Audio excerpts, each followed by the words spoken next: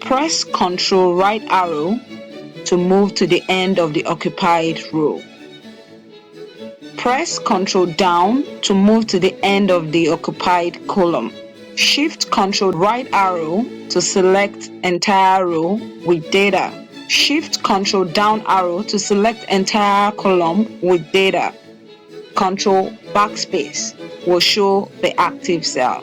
Press Shift and space to select entire row.